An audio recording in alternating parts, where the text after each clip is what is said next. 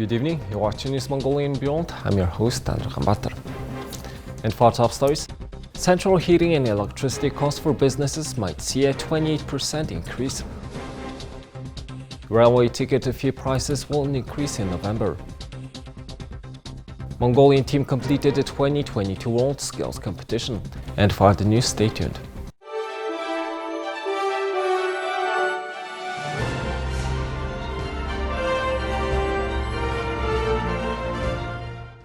Mongolia's energy sector has been operating at a loss in recent years. Minister of Energy Chad Surun provided some updates on issues in the sector. He reported that electricity rates for businesses will increase on November 1st. According to ministry data on this year's performance, the energy sector will operate with a loss of more than 200 billion Mongolian tugrix. Officials say that increasing rates will cut down on losses. The ministry is also looking at proposing 300 to 400 billion Mongolian tugrix in subsidies in next year's budget. Due to the inability of utility companies to pay social security insurance, the majority of heating and energy workers are unable to receive government services. Energy sector officials say they have exhausted all possible resources over the past 2 years. The Minister of Energy says it's time for difficult decisions to be made. Starting on November 1st, the electricity and heating costs for organizations and business offices will increase. Household electricity costs will not increase in November. For businesses and organizations, if consumption is 5,000 kilowatts, costs will increase by 14%. If consumption exceeds 5,000 kilowatts, costs will increase by 28%. Starting on January 1st, 2023, heating costs for public institutions will increase by 28%. The Minister of Energy noted that these increases will prevent the sector from going bankrupt. Now let's take a look at Mongolia's current affairs.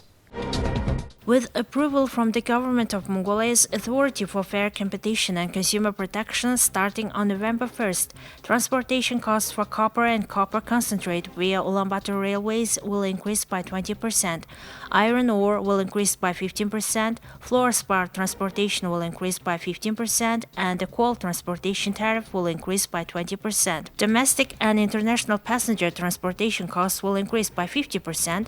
Passenger fares have been unchanged since 2017. Tickets for the Ulaanbaatar-Darkhan train that currently costs 7,500 Mongolian tugrix will cost around 15,000 Mongolian tugrix starting on November 1st. Mongolian rock band The Who is bringing its brand new Black Thunder tour to Europe later this year. This is their last tour of 2022. After returning with the single This Is Mongol last month, The Who announced the European tour for 2022 starting in Oslo, Norway on October 26th and finishing in London with a show at the Roundhouse on December the 9th. In 2019 and 2021, the band toured Europe and North America. They also performed at the Coachella Valley Music and Arts Festival last April. The Who is a successful Mongolian band that has gained international recognition since its establishment in 2016.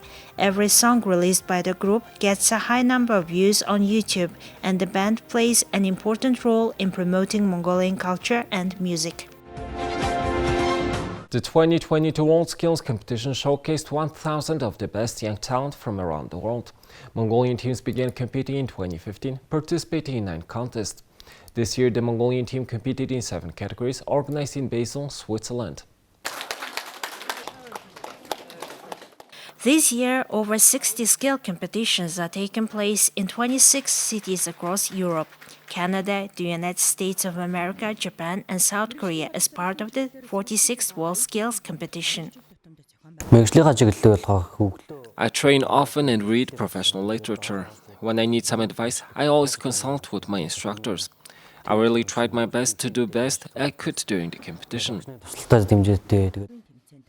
International skills competitions allow participants to test their professional skills, exchange best practices and experiences with other participants, and evaluate the quality of a country's technical and vocational education. 18-year-old Khatan Batar received 665 points in the carpentry competition.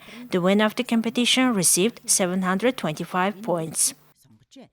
Сэтгэлийн тэнхээ гэдэг хүнд маш их чухал байт юм байлаа. I like doing things by hand, for example. When I need to buy a present for a friend or a wedding ceremony, I try to use my carpentry skills.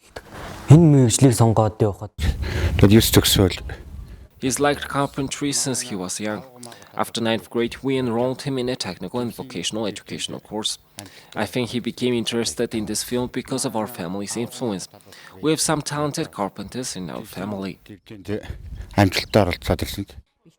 Joinery, cabinet making, and carpentry competitors took center stage at the Holt Strait Fair, Switzerland's largest woodworking event, from October 11th through 14th. Thank you for staying with us. Now let's take a look at the currency exchange rates provided by Mongol Bank.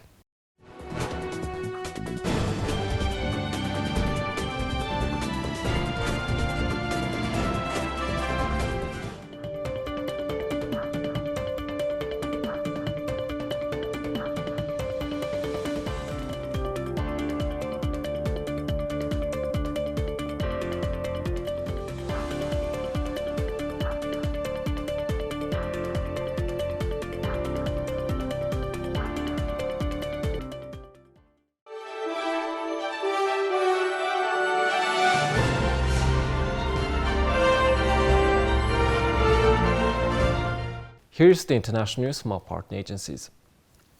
North Korea and South Korea exchanged warning shots along the disputed Western Sea boundary on Monday, according to their militaries.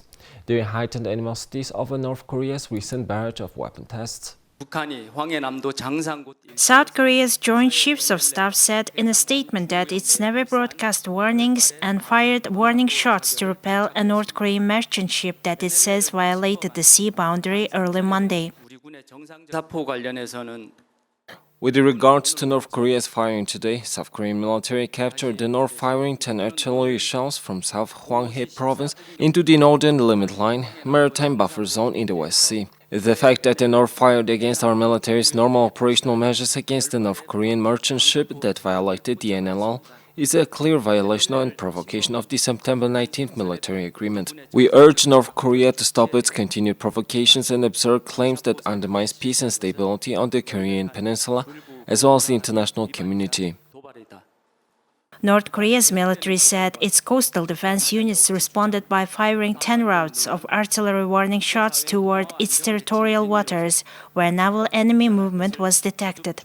It accused a South Korean naval ship of intruding into North Korean waters on the pretext of cracking down on an unidentified ship. South Korea's Joint Chiefs of Staff said the North Korean artillery firings breached a 2018 Inter-Korean Accord on reducing military animosities and undermine stability on the Korean peninsula. It said the North Korean shells didn't land in South Korean waters, but South Korea is boosting its military readiness.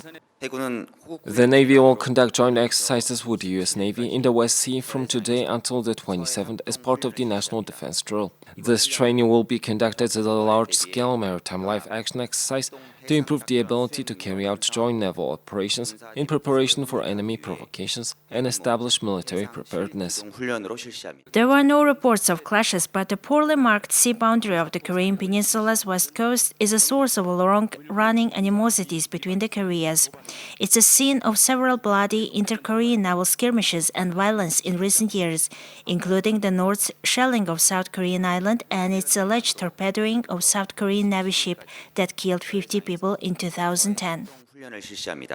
Residents in Ukraine's southern city of Mykolaiv have been queuing to collect drinking water for months now. Since mid-April, thousands have been living without a centralized drinking water supply after Russian forces cut off the pipeline that has supplied the city for the past 40 years. On Monday, hundreds of people came early in the morning to collect water from a truck loaded with 27,000-liter water tank at one of several distribution points spread across the city. They say the tap water in their homes is too dirty to be used even for washing. Queuing to collect water on Monday, 83-year-old Olga Fedorovna said she had to visit the distribution points at least twice a week.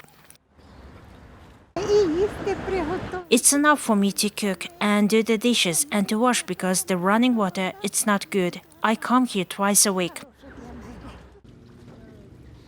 Valery Kardivar, another resident, said that at the beginning of the war he had to collect rainwater. Later, when a few distribution points became available, he had to spend hours queuing for vital water supplies.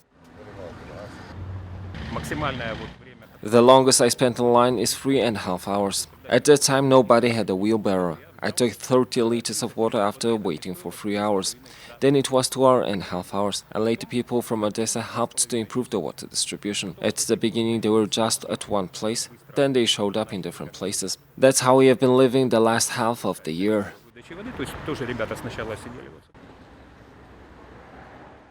Mykolaiv, home to a population of 500,000 people before the war started, is one of several regions across Ukraine that has seen an increase in attacks targeting critical infrastructure in recent days.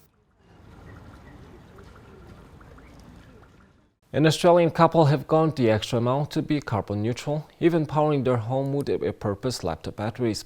They started to carefully monitor their CO2 emissions after witnessing the devastating cost by climate change. Sid and Camille Goodman live 35 kilometers from Canberra, Australia. They have always recycled, but 2020's Black Summer, where there were intense bushfires in many parts of the country, made them take a fresh look at their entire way of life. They did an emissions budget and found their biggest contributor wasn't flights, lights, food, or even power. We started trying to figure out how much carbon could we emit so we could have a budget. And the more we looked into it, we realised there's actually no proper amount because we're going to overshoot. So we couldn't say 4 tonnes or 5 tonnes, and most Australians, I think, emit about 14 tonnes anyway. So we just thought we have to shoot for zero, like as close to zero as possible. I ended up getting a whole lot of salvaged laptop batteries by the kilo, disassembling them all and testing all the batteries. It's almost like a tax return.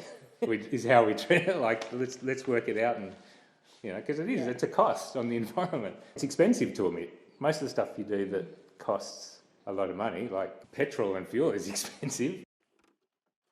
Living out of town, cars are essential, but they have come up with a way of making them greener, like converting this Tesla car wreck Frankenstein style.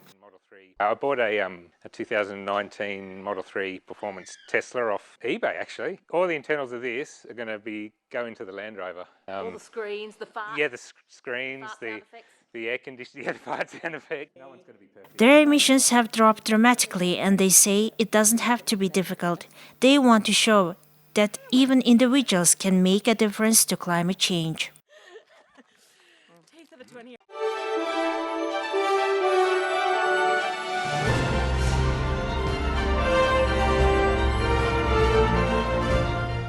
Now let's take a look at our regular feature on sports.